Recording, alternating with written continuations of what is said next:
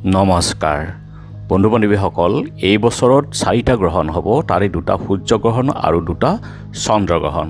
অহা 1 আহিন বুধবাৰ অৰ্থাৎ ইংৰাজীৰ 18 ছেপ্টেম্বৰ 2024 চন ভাৰতীয় 27 ভাদৰ দিনা চন্দ্ৰগ্ৰহণ হ'ব।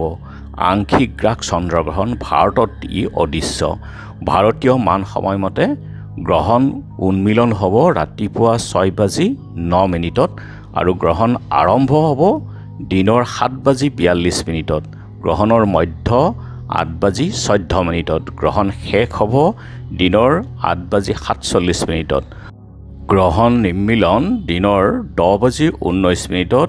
গ্ৰহণৰ ব্যাসাৰ্ধ হ'ব 0.090 আৰু গ্ৰহণৰ স্থিতি সময় হ'ল 1 ঘণ্টা 5 মিনিট।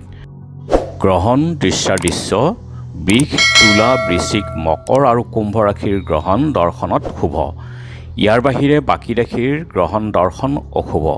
উক্ত ৰাশিৰ দৰ্শন শুভ হ'লেও জন্ম আৰু বদ নক্ষত্ৰত পৰাৰ বাবে ৰোহিণী নক্ষত্ৰযুক্ত বৃষ ৰাশি, শ্ৰাৱণা নক্ষত্ৰযুক্ত মকৰ ৰাশি, পূৰ্ব ভাদ্ৰপদযুক্ত নক্ষত্ৰযুক্ত কুম্ভ ৰাশি আৰু মীন ৰাশিৰ গ্ৰহণ দৰ্শনত অশুভ। আংশিক গ্ৰাস চন্দ্ৰগ্ৰহণ। ভাৰতত অদৃশ্য।